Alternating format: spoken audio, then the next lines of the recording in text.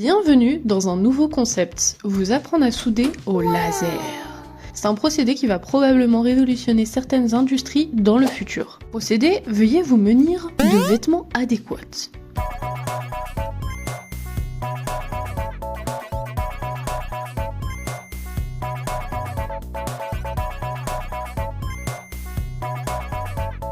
Je vous félicite, vous avez choisi de jouer pour mettre en route la machine. Rien de plus simple. Veuillez ouvrir la vanne d'arrivée de gaz.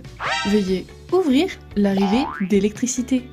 La lumière qui te crame les yeux avant même que tu t'y prépares. Et bien évidemment, allumer la machine en elle-même. L'interface de réglage se présente comme ceci. Alors je vous avoue que je vais pas passer des heures à vous expliquer, c'est plutôt simple à comprendre. Tout est noté. Pour le début, péter.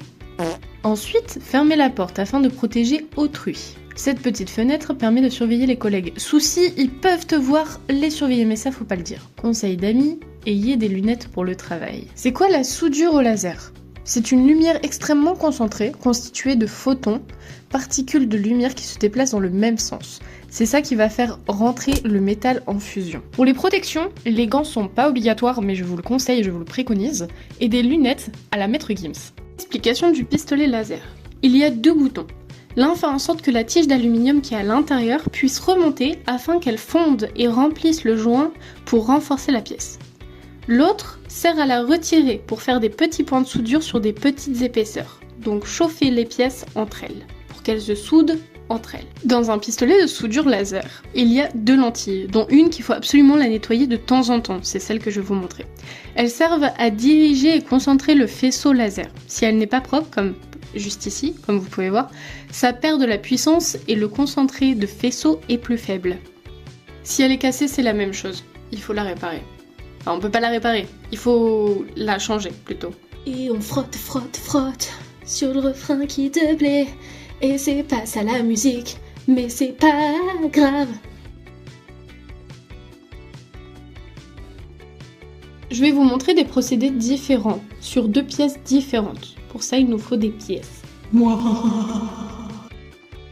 Voici la pièce finie. Alors, me demandez pas à quoi ça sert, j'en ai aucune idée. Et voici les pièces qu'on va utiliser pour ce procédé. Et c'est parti les amis, on va souder. Pour souder, dit souder. Toujours se munir de gants. J'en ai fait l'expérience de me cramer les doigts et ce n'est absolument pas agréable. Ici, on va juste faire fondre la pièce entre elles. Sur le contrôle, on active juste ces deux petits boutons qui font en sorte que la tige d'aluminium ne bouge pas. On la met en position basse sur le pistolet, parce qu'on ne va pas du tout l'utiliser. Et pour déclencher le laser, il faut une pince contacteur sur la table. Il faut que le pistolet touche la pièce, que la pièce touche la table, et que la table du coup est munie d'un contacteur, afin que ça fonctionne. Et ensuite appuyer sur le bouton, comme un pistolet. Alors ce n'est pas un pistolet pour tuer des êtres humains, je vous en prie, gardez vos idées bien au fond de votre crâne. On pose bien le pistolet sur la pièce, quelque peu incliné pour avoir un bon rendu et pour pas avoir de trou dû à la chaleur. Juste cliquez 2 secondes et vous aurez un bon rendu magnifique. Il faut prendre en compte que l'on est sur une pièce qui fait environ 2 mm d'épaisseur, donc ce n'est pas énorme. Et voilà, pas de trou apparent, c'est parfait. Vous avez réussi la première épreuve, bravo. Passons à la deuxième pièce. Ok. Me demandez toujours pas ce que c'est parce que j'en ai aucune idée. Je sais juste que la pièce d'avant va dedans. Et c'est parti pour s'amuser comme des petits foufous avec une pièce qui pour le coup a quelques millimètres d'épaisseur en plus que la première pièce. Waouh! Toujours vérifier ses collègues, on ne sait jamais. Si, rien de plus compliqué. Suivez la vidéo parce que je pense que vous allez être perdu avec mes explications. En premier, restez sur le même procédé, les deux boutons allumés, non pas les trois, et la tige rentrée, afin de faire fondre la pièce entre elles. Et pour ne pas qu'elle bouge, quand je vais venir appliquer la soudure, vraiment en mettre partout, c'est très important. Vous montrez, ne pas placer sa main comme ça, je vous le dis, hein, sinon vous risquez de vous brûler les mains, placez-les plutôt derrière le pistolet. Voilà, j'ai pas pu filmer pour vous montrer, mais ne faites pas ce que je fais, absolument pas ce que je fais, je préfère le répéter. Le laser est très utilisée aujourd'hui parce qu'elle permet une précision précise, ça fait beaucoup de précision, idéale pour les pièces fines et délicates, une rapidité sur certains procédés et très peu de déformation due à peu de chaleur autour de la zone qui est soudée. Pourquoi mettre autant de points à cet endroit? Eh bien Jamy, quand on vient d'appliquer un filament d'aluminium pour souder les pièces entre elles, la chaleur peut faire en sorte que la pièce bouge et fasse un écart. Donc pour ce fait, et vu qu'on veut une pièce conforme, autant souder un maximum de points, souder les deux pièces entre elles, pour qu'à la suite, rien ne bouge. Après tout ce petit périple, vous pouvez enfin voir ce que je perçois tous les jours, c'est-à-dire la vie en vert, et on va pouvoir enfin appuyer sur le 3e bouton et faire sortir la tige. Ouais! Pour la faire sortir, rien de plus simple. Expliqué précédemment, appuyez sur le bouton, vous allez voir un point rouge, ça c'est le laser, c'est à cet endroit-là que la fusion va se faire. J'ai pas du tout expliqué ça tout à l'heure, mais moins vous le savez. Le 3e bouton, quant à lui, fait en sorte que la tige bouge en continu et ne s'arrête pas afin d'avoir un filament nickel. Regardez-moi ce filament-là. Mouah! Tonne de beauté! On peut souder sur de l'acier, sur de l'inox, sur de l'alu, sur du titane et même certains alliages complexes. On peut utiliser le laser en automobile, en aéronautique, en électronique, en bijouterie et en industrie médicale.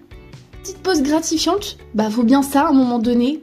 Je sais, j'ai pas la même coupe de cheveux, les raccords ne sont absolument pas présents, mais cette chaise me fait absolument rire. Je galère toujours à monter dessus. Ouais, je suis petite. Je vous emmerde.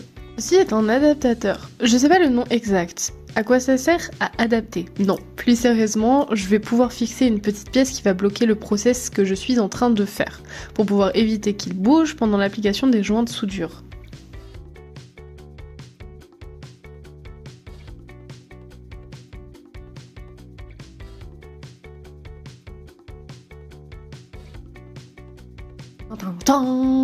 Regardez comment c'est tout beau. Waouh. Je suis trop forte comme fille en fait.